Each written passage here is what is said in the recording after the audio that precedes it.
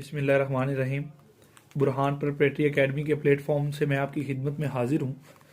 हम इसमें करेंगे जी FIA का जो मैथ का पोर्शन है उसको हम सॉल्व करने की कोशिश करेंगे। तो सबसे पहले हम डिस्कस करते हैं कि FIA का जो मैथ है, जो मैथ का पोर्शन है वो किन किन चीज़ों पे मुश्तमिल है। तो उसमें शामिल है सबसे पहले अरिथमेटिक मीन,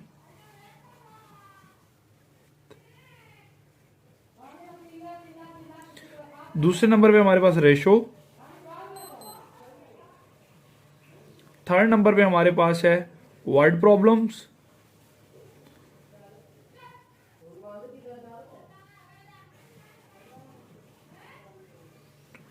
फोर्थ नंबर पे हमारे पास मौजूद है डायग्नोस्टिक टेस्ट,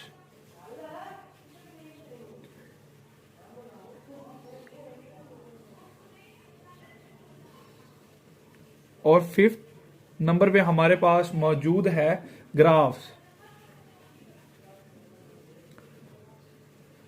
ये हमारे पास 5 जो हैं आउटलाइन दी गई हुई हैं FIA के मैथ के सिलेबस के लिए।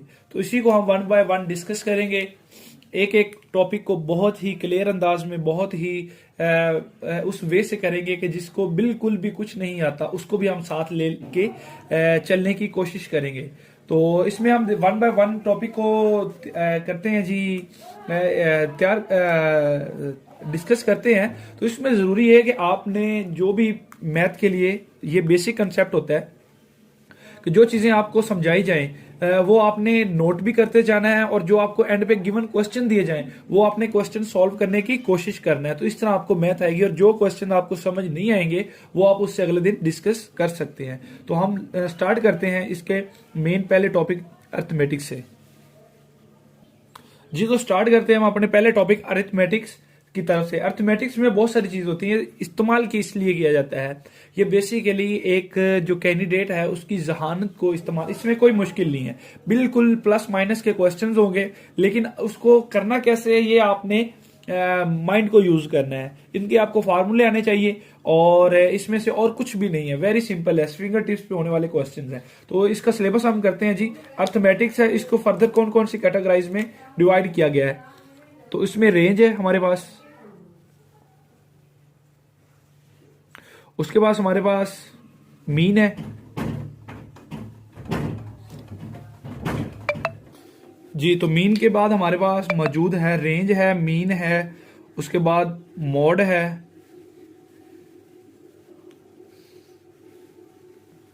और हमारे पास मीडियन है। अच्छा जी, ये वाले हमारे पास, ये जो मीन है इसी को हम एवरेज बोलते हैं। अच्छा, सबसे पहले हम डिस्कस किया था FIA का सिलेबस। उस सिलेबस में फिर हमने एक टॉपिक लिया है अरिथमेटिक मीन। उस अरिथमेटिक मीन के अंदर ये वाली चीजें हम कवर करेंगे, तो हमारा जो टॉपिक नंबर 1 है वो कवर हो जाएगा।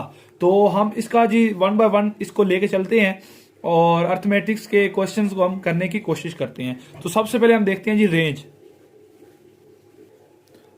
तो सबसे पहले हम देख रहे हैं जी रेंज। रेंज की क्या कहते हैं? रेंज है जी डिफरेंस है, इट इज डिफरेंस।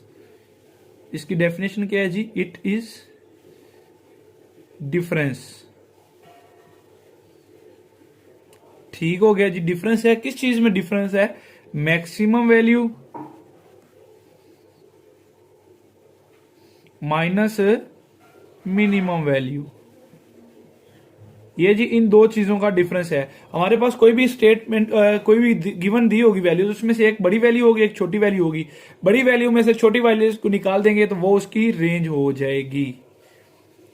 ये जी उसकी डेफिनेशन। अच्छा जी, हम इसको एग्जाम्पल के से सॉल्व करने की कोशिश करते हैं। हमारे पास एक एग्जाम्पल है, हमारे पास कोई गिवन सीरीज है 2, 10, 15, 20, 25। वो कहता है जी इसकी फाइंड करो रेंज, फाइंड रेंज।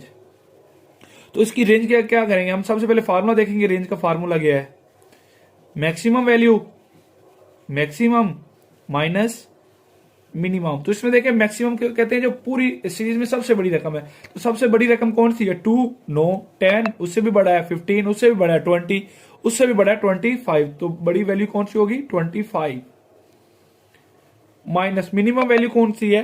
टू। तो जो इसका रेंज आएगा वो 23 इसका रेंज आ जाएगा। तो ये इसका आंसर। देख लें कितने सिंपल क्वेश्चन है, बस फार्मूला आपको आना चाहिए और जॉन समर से आपसे क्वेश्चन करवा लिया जाए।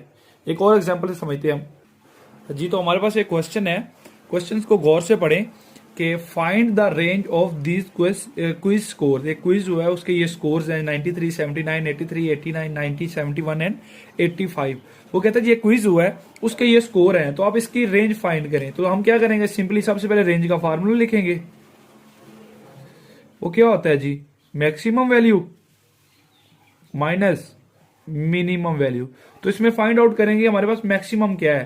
तो देख लें जी, सबसे पहले हमारे पास 93 एक लेते हैं, इससे बड़ी कोई रकम है कोई भी नहीं है, तो 93 इससे मैक्सिमम है, माइनस तो हम इसका मिनिमम वैल्यू ले। सबसे छोटी रकम इस सीरीज में कौन सी है, तो 71 से कोई छोटी है कोई भी नहीं, तो ये इसका 71 आएगा। तो इसका रेंज हमारे पास कितना आ जाएगा, 22 जी हमारे पास इस क्वेश्चन का रेंज आ गया।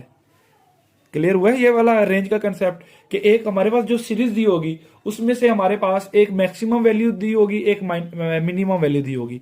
मैक्सिमम से मिनिमम वैल्यू अगर वो निकाल देंगे तो उसकी रेंज आ जाएगी। ये इसको एक तरीका था एक और क्वेश्चन सॉल्व करने की। यानी कि हमारे पास इसमें 3 पैरामीटर्स हैं, एक रेंज है, एक मैक्सिमम है, एक मिनिमम है। तो हमारे पास अगर जो मालूम होगा इसमें से एक अननोन होगा, ठीक है। मैक्सिमम मिनिमम दी हुई तो रेंज फाइंड कर सकते हैं, अगर रेंज और मिनिमम दिया हो तो मैक्सिमम फाइंड कर सकते हैं, रेंज और मैक्सिमम फाइंड दिया हो तो मिनिमम, और रेंज और मिनिमम दिया हो तो हम मैक्सिमम फाइंड कर सकते हैं। अगले क्वेश्चन में करने की कोशिश करते हैं तो इसको और किस तरह से ये क्वेश्चन आ सकता है जी। तो क्वेश्चन नंबर 3 हमारे पास है, इसकी स्टेटमेंट देखते हैं। Range of set of a number is 100, minimum value is 10, find the maximum value. अच्छा जी, हमारे पास सबसे पहले गिवन देखते हैं जी, क्या रेंज दी हुई है। रेंज कितनी दी हुई है जी हमारे पास, 100। उसके बाद हमारे पास मिनिमम वैल्यू हमारे पास कितनी दी हुई है, 10। और वो क्या कहता है जी, फाइंड करो मैक्सिमम वैल्यू को करो फाइंड, ठीक है। तो सबसे पहले कोई भी क्वेश्चन इस तरह का स्टेटमेंट है उससे डाटा एक्सट्रैक्ट करते हैं। ये हमारे पास डाटा आ गया। अच्छा, अब हम रेंज का फार्मूला लिखेंगे। रेंज किसके इक्वल होता है, range is equal to maximum value minus minimum value. तो इसमें हम पुट कर देंगे जो जो चीजें हमारे पास मौजूद हैं। देखिए रेंज हमारे पास कितनी वैल्यू है, 100, और मैक्सिमम की उसने हमें फाइंड करने को दिया, तो इसको हम सपोज कर लेंगे x जो फाइंड करना है, माइनस मिनिमम की हमारे पास कितनी है जी, 10 आ गई। लो जी, क्वेश्चन के हमारे पास क्वेश्चन बन गया। अब सिंपली इसको सॉल्व कर लेंगे। अब क्या हुआ, इक्वल के साइन है, तो क्या होता है जो अननाउन होता है उसको एक साइड पे रखते हैं, जो हमारे पास वैल्यूज मौजूद होती है उसको एक साइड पे कर लेते हैं। तो इस 10 को हम इधर शिफ्ट कर देंगे। तो इसका होता है कि इक्वल की साइड पे अगर दूसरी जानब से एक जानब से दूसरी जानब लेके जाना होता है तो साइन ऑपोजिट हो जाता है। तो 100, तो ये माइनस का था तो इधर हो जाएगा plus 10 is equal to X. Clear है। तो x हमारे पास कितना आ जाएगा, 110 ले जी। और ये हमारे पास कौन सी वैल्यू है, मैक्सिमम वैल्यू। क्लियर है। अच्छा, ये हमारे पास यानी कि अगर इस तरह तीनों में से कोई क्वेश्चन भी आपको दे दे, रेंज फाइंड करनी हो, मैक्सिमम फाइंड करना हो या मिनिमम फाइंड करना हो, तो आप फाइंड कर लेंगे। जी, तो हमारे पास ये एक क्वेश्चन है, उसमें वो कह रहा है जी find range of the following. ये हमें एक सीरीज दी हुई है, -9, -3, -1, 0, -2, +2, +6। तो इसमें से हमें रेंज फाइंड करें। सबसे पहले हम रेंज का फार्मूला लिखेंगे।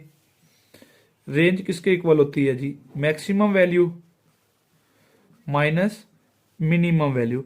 अब इसमें से मैक्सिमम वैल्यू कौन सी होगी, -9।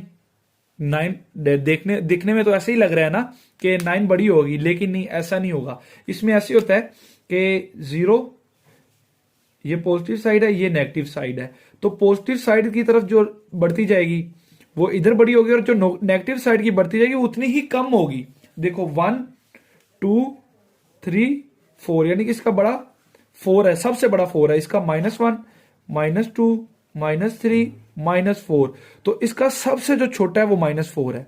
यानी कि इस तरफ राइट साइड पे हम जाएंगे तो वैल्यूज बढ़ती जाएंगी, और लेफ्ट साइड पे हम आएंगे माइनस की तरफ तो वैल्यूज कम होती जाएंगी।